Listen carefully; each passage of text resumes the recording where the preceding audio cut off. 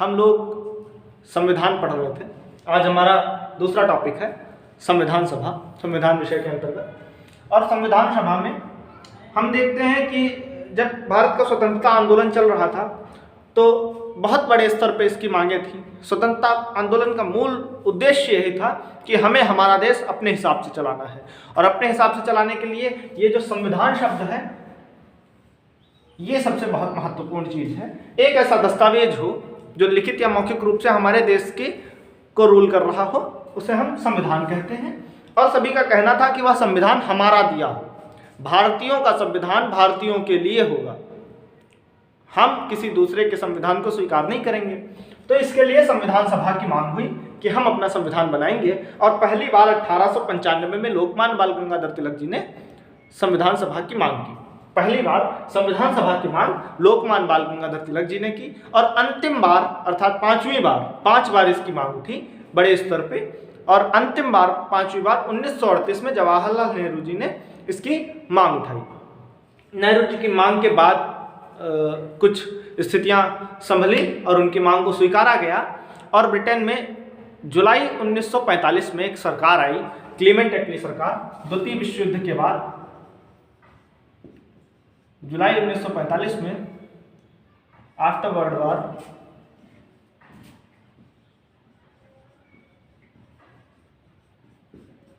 Second, यहां एक सरकार आई, क्लीमेंट एटली की सरकार। ये ब्रिटेन के प्रधानमंत्री बने, और इसी के साथ साथ इन्होंने भारत स्वतंत्रता अधिनियम को पारित किया। भारत स्वतंत्रता अधिनियम पारित होने के बाद इन्होंने एक 3 मंत्रियों की टीम भेजी अपने यहाँ से। 3 मंत्री थे इनके, Pethick Lawrence, Lord Pethick Lawrence और अलेक्जेंडर, और तीसरे मंत्री जिनका नाम आपने बहुत बार सुना होगा, सर क्रिप्स मिशन भी इसे बोलते हैं। तो इन तीनों मंत्रियों को भेजने के साथ साथ जब ये लोग इनको भेजा गया 24 मार्च 1946 को ये भारत पहुंचे, और इनके मिशन को हम लोग कैबिनेट मिशन बोलते हैं। ये मिशन अपने एक उद्देश्य लेकर के आया था। उस उद्देश्य का नाम था, ये लोग भारत में शांतिपूर्ण रूप से सत्ता का हस्तांतरण कराने की प्रक्रिया को अंजाम देने आए थे। 24 मार्च 1946 को दिल्ली आने के बाद 24 मार्च 1946 को दिल्ली आए, और 23 मई 1946 को इन्होंने एक प्रस्ताव दिया, और उस प्रस्ताव में कहा कि हम भारत में एक संविधान सभा का गठन करना चाहते हैं। और उसी के साथ साथ उस प्रस्ताव के 2 उद्देश्य सामने आए। एक मुख्य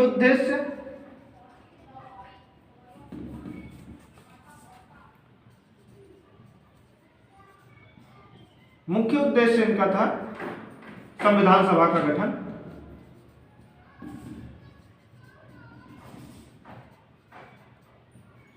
यह इनका मुख्य उद्देश्य था, और एक गौण उद्देश्य इनका सामने आया। इनका गौण उद्देश्य अर्थात छुपा हुआ उद्देश्य भारत का विभाजन था। भारत के विभाजन की बातें तेज हो गई। भारत में सांप्रदायिकता का बीज मार्ले मिंटो सुधार से पड़ चुका था, और भारत पाकिस्तान और भारत 2 राष्ट्रों में बंटने वाला था। जब भारत पाकिस्तान और भारत में बंट रहा था तो भारत के वायसराय, उस समय तत्कालीन वायसराय लॉर्ड माउंटबेटन थे।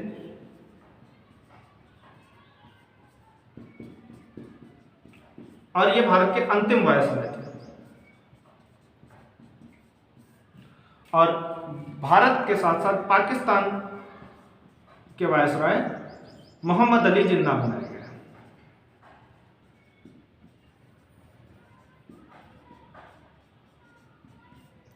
मोहम्मद अली जिन्ना बनाए गए। संविधान सभा के गठन की प्रक्रियाएं प्रारंभ हुई, कई बैठकें हुई और उसके साथ साथ 389 सदस्यों की एक टीम बनाई गई। 1946 में 389 सदस्यों की एक टीम बनाई गई जिसे हम संविधान सभा कहते हैं। ये संविधान सभा के कुल सदस्य थे। आइए अब हम समझते हैं ये सदस्य कहाँ कहाँ से थे, इनका चुनाव कैसे हुआ था, ये किस प्रकार के निर्वाचन पद्धति को फॉलो करके आए थे। तो हम समझते हैं संविधान सभा का निर्वाचन एवं गठन की 389 सदस्यों की टीम को हमने संविधान सभा कहा था। ये मूल संविधान सभा में कुल सदस्यों की संख्या थी और इसका पहली बार गठन 6 दिसंबर 1946 को किया गया था।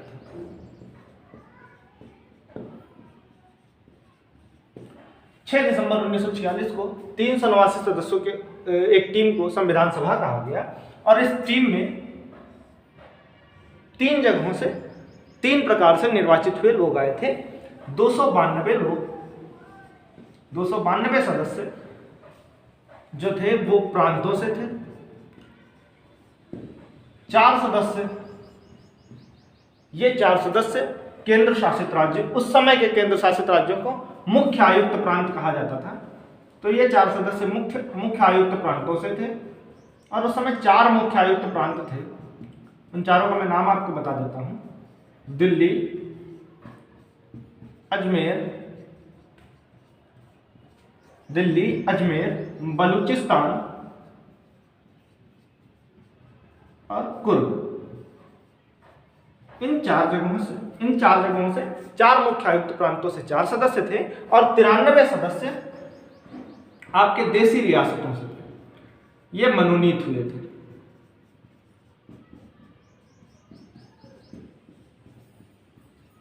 ये प्रांतों से निर्वाचित हुए लोग थे। इनका निर्वाचन कैसा था? पहली चीज तो इनका निर्वाचन अप्रत्यक्ष था और इसी के साथ साथ अप्रत्यक्ष निर्वाचन के साथ साथ एक चीज और थी कि प्रति 10 लाख व्यक्ति पर एक व्यक्ति था।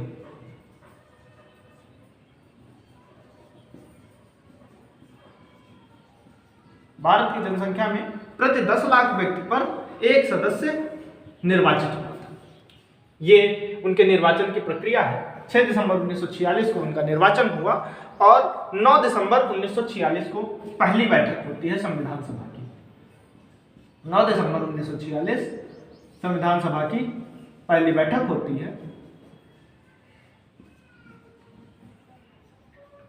और पहली बैठक में आपको कुछ दिलचस्प बातें अगर बताई जाए तो पहली बैठक जब हुई संविधान सभा की तो पहली बैठक हुई दिल्ली के कॉन्स्टिट्यूशनल हॉल में, जिसे हम आज का संसद भवन मानते हैं। तो पहली बैठक कहाँ हुई? आज के संसद भवन में, संसद में हुई और 9 दिसंबर 1946 की इस बैठक में भारतीय संविधान सभा को संबोधित करने वाले पहले व्यक्ति बने जेबी कृपलानी, अर्थात आचार्य जेबी कृपलानी ने ही सबसे पहले हमारे देश की संविधान सभा को संबोधित किया था।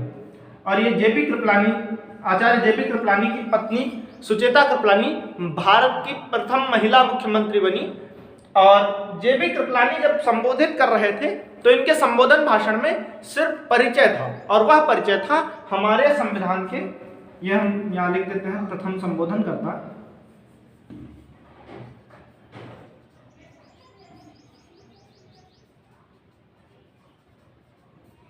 प्रथम संबोधन जेबी कृपलानी जी का था और उस समय हमारे संविधान सभा का अध्यक्ष चुने जाने की प्रक्रिया चल रही थी। संविधान सभा का अध्यक्ष चुनने के लिए कई नाम सामने आए। डॉक्टर राजेंद्र प्रसाद जी का नाम था, सच्चिदानंद सिन्हा जी का नाम था और अंत में हमें सच्चिदानंद सिन्हा जी, आचार्य सच्चिदानंद सिन्हा हमारे प्रथम अस्थायी अध्यक्ष के रूप में हमने चयनित किए। अस्थायी अध्यक्ष हमारे कौन थे? पहले सच्चिदानंद सिन्हा। चूंकि ये सबसे वरिष्ठ थे और इनकी स्वास्थ्य में कुछ समस्याएं थी जिस वजह से इन्हें अस्थायी अध्यक्ष चुना गया था। और सच्चिदानंद सिन्हा जी ने उस पहली बैठक में विभिन्न देशों से आए हुए संविधान के बनाने के लिए हमारे जो नियम थे उनके बारे में बताया, और उसी के साथ साथ जिन देशों ने हमें हमें बधाई दी थी, उन शुभकामना संदेशों को सच्चिदानंद सिन्हा जी ने वहाँ पढ़ा। और इस बैठक में, पहली बैठक में, संविधान सभा की पहली बैठक में कुल 207 सदस्य ही उपस्थित थे। संविधान सभा की पहली बैठक में 207 सदस्य ही उपस्थित थे। यह हमारी संविधान सभा की पहली बैठक रही। एक बार हम दोबारा देखते हैं कि 6 दिसंबर 1946 को संविधान सभा का निर्वाचन होता है। 379 सदस्यों की इस सभा में 292 सदस्य प्रांतों से निर्वाचित होकर आए, जिनका निर्वाचन अप्रत्यक्ष हुआ। प्रति 10 लाख व्यक्ति पर एक सदस्य निर्वाचित हुआ। 93 देशी रियासतों से निर्वाचित लोग, मनोनीत लोग थे। 93 देशी रियासतों से मनोनीत लोग थे और 4 मुख्य आयुक्त प्रांतों से थे। उस समय मुख्य आयुक्त प्रांत दिल्ली, अजमेर, बलूचिस्तान और कुर्ग हुआ करते थे। इसके साथ साथ अब हम आगे देखते हैं कि संविधान सभा में कौन कौन किस किस समिति का अध्यक्ष बना, कौन कौन सी समितियां बनी, और उसके बाद हम देखेंगे कि क्या कालक्रम रहा हमारे संविधान के निर्माण का। कब कब संविधान सभा ने कौन कौन सी बैठकें की, कौन बैठकें हमारे पाठ्यक्रम के लिए महत्वपूर्ण है। तो आइए देखते हैं संविधान सभा की समितियां और उनके अध्यक्ष। डॉक्टर राजेंद्र प्रसाद जी की समितियों की अगर बात करें तो उनके अंतर्गत प्रक्रिया विषयक नियमों संबंधी समिति, संचालन समिति, वित्त एवं स्टाफ समिति, राष्ट्रीय ध्वज संबंधी तदर्थ समिति, इन समितियों के अध्यक्ष डॉक्टर राजेंद्र प्रसाद जी थे। प्रत्यय पत्र संबंधी समिति के अध्यक्ष अलादि कृष्णा स्वामी थे। आवास समिति के अध्यक्ष बी पट्टाभी सीतारमैया थे। कार्य संचालन समिति संबंधी समिति के अध्यक्ष के मुंशी थे। जवाहरलाल नेहरू जी 3 समितियों के अध्यक्ष थे। संविधान समिति, संघीय संविधान समिति, संघीय शक्तियों संबंधी समिति, राज्यों संबंधी समिति। प्रारूप समिति के अध्यक्ष डॉक्टर बी.आर. अम्बेडकर जी थे और मौलिक अधिकारों के संबंधी उप समिति के अध्यक्ष जे.बी. कृपलानी थे। मौलिक अधिकार समिति के अध्यक्ष वल्लभ भाई पटेल। अल्पसंख्यक एवं जनजातीय और अपरवर्जित क्षेत्रों संबंधित सलाहकार समिति भी वल्लभ भाई पटेल जी की अध्यक्षता में देख रेख में हमने संविधान की समितियां देखी। संविधान की समितियों के बाद हम आते हैं संविधान सभा पे पुनः, और संविधान सभा के कुछ कालक्रमों को हम देखते हैं कि कैसे कैसे संविधान निर्माण में इनका योगदान रहा। संविधान सभा का गठन 6 दिसंबर 1946 को हुआ। 9 दिसंबर 1946 को इनकी पहली बैठक हुई। पहली बैठक में अध्यक्षता डॉक्टर सच्चिदानंद सिन्हा ने की और पहली बैठक में प्रथम संबोधन जे.बी. कृपलानी जी का रहा। और इसके बाद 11 दिसंबर 1946 को हमने राजेंद्र प्रसाद जी को, डॉक्टर राजेंद्र प्रसाद जी को अपना स्थायी अध्यक्ष चुन लिया। सच्चिदानंद सिन्हा जी स्वास्थ्य कारणों से अस्थायी अध्यक्ष थे और डॉक्टर राजेंद्र प्रसाद 13 दिसंबर 1946 को हमारे स्थायी अध्यक्ष बने।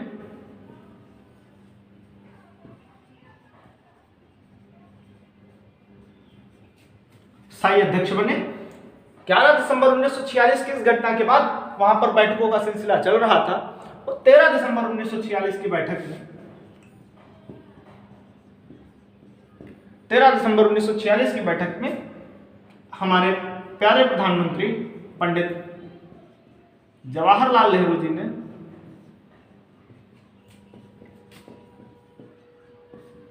उद्देश्य प्रस्ताव प्रस्तुत किया और उद्देश्य प्रस्ताव में भारत के अखंड प्रभुत्व संपन्न राष्ट्र बनाने की बात कही गई और उसके संविधान के निर्माण के लिए हमारे क्या उद्देश्य होने चाहिए उनकी बातें कही गई 13 दिसंबर 1946 को। इस घटना के बाद 22 जून 1947 को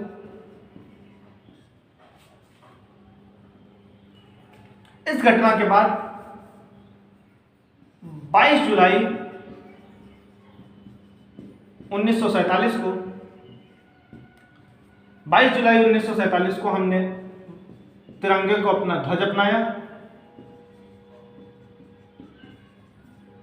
और अब जुलाई की इस घटना के बाद अगस्त के पास आ रहे हैं हम, लेकिन वहीं बीच में एक घटना और घटी जो 3 जून की घटना है।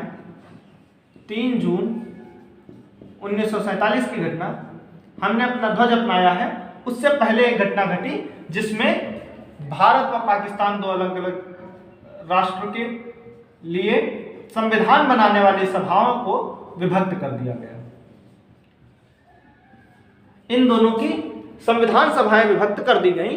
अब तक भारत और पाकिस्तान के पास सम्मिलित रूप से 389 सदस्यों की टीम थी जिसे हम संविधान सभा कह रहे थे, लेकिन अब भारत के पास 299 सदस्य बचे।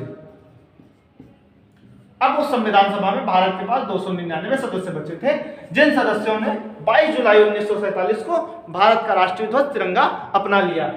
हम एक क्रम से देखते हैं। 6 दिसंबर, 9 दिसंबर, 11 दिसंबर और 13 दिसंबर को गठन हुआ, पहली बैठक हुई, डॉक्टर राजेंद्र जी अस्थायी अध्यक्ष बनते हैं और पंडित जवाहरलाल नेहरू ने उद्देश्य प्रस्ताव प्रस्तुत किया।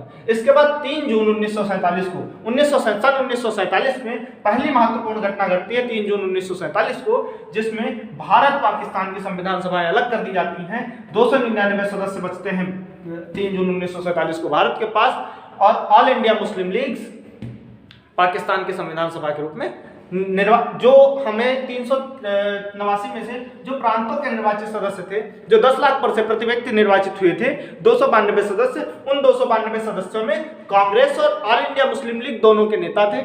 ऑल इंडिया मुस्लिम लीग के नेता अपनी मांग के साथ पाकिस्तान में संविधान बनाने चले जाते हैं और जून, जुलाई और उसके बाद आता है अगस्त। 15 अगस्त 1947 को हम आज़ाद हो जाते हैं। 14 अगस्त की रात हमारे लिए एक बड़ा सपना होती है और बलवीर सिंह रंग जी की वो पंक्तियां मुझे याद आती हैं जो कहीं ना कहीं सभी क्रांतिकारियों के मन में झूल रही होंगी उस समय जब पहली बार लोकमान्य बाल गंगाधर तिलक जी ने भारतीय संविधान की सभा की मांग की होगी, तब उन्होंने यही सोचा होगा कि वो जीवन के थके पकेरू, उड़े चलो मत हिम्मत हारो, पंखों में भविष्य बंदी है, मत अतीत की ओर निहारो, क्या चिंता धरती यदि छोटी, उड़ने को आकाश बहुत है, क्या चिंता धरती यदि छोटी, उड़ने को आकाश बहुत है, जाने क्यों तुमसे मिलने की आशा कम विश्वास बहुत है, जाने क्यों तुमसे मिलने की आशा कम विश्वास बहुत है। और उसी के साथ हमें आज़ादी मिली और आज़ादी के बाद हम अपनी संविधान सभा को संसद के रूप में देखते हैं। हम आज़ाद हो गए, हमारी संविधान सभा ही हमारी संसद हो गई। जब तक भारत में सरकार नहीं आई 1952 तक हमारी संसद के रूप में हमारी संविधान सभा ने कार्य किया। उसने हमारे राष्ट्र को बहुत मजबूत किया उस समय। और उस समय 15 अगस्त 1947 के बाद 2 घटनाएं बहुत महत्वपूर्ण घटती हैं। 26 नवंबर 1949 26 नवंबर 1949 को हमारा संविधान अंगीकृत हो जाता है, संविधान बन चुका होता है।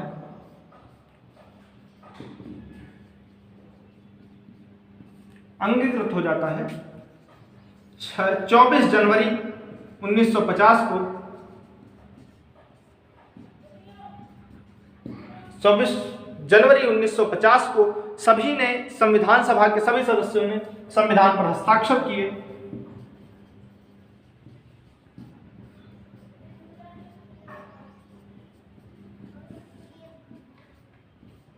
संविधान पर हस्ताक्षर किए और उसके बाद एक ऐसा दिन आता है जिस दिन हम गणतंत्र कहे जाते हैं, जिस दिन हमारी संप्रभुता को एक नया आयाम मिलता है। 26 जनवरी 1950 और 26 जनवरी 1950 को हमारा संविधान लागू होता है। हम एक संपूर्ण प्रभुत्व संपन्न राष्ट्र हो जाते हैं और हमारे जीवन में एक नई उमंग, एक नए दशा को हम पाते हैं। आज हम उसी दशा से आगे बढ़ रहे हैं। जिस दिन यह संविधान अंगीकृत हुआ उस दिन 1935 के भारत शासन अधिनियम के साथ साथ इस संविधान के कुछ प्रावधान लागू कर दिए गए। और हम बहुत डिटेल में आगे पढ़ेंगे, लेकिन मैं कुछ चीजें आपको बता देता हूं कि संविधान जब अंगीकृत हुआ तो इसमें 395 अनुच्छेद थे और जो 395वां अनुच्छेद था उसमें लिखा था, मूल प्रति में 395 अनुच्छेद पर लिखा था कि 26 जनवरी 1950 से, अर्थात जब से हमारा संविधान लागू होगा, हम एक संपूर्ण प्रभुत्व संपन्न गणराज्य हो जाएंगे।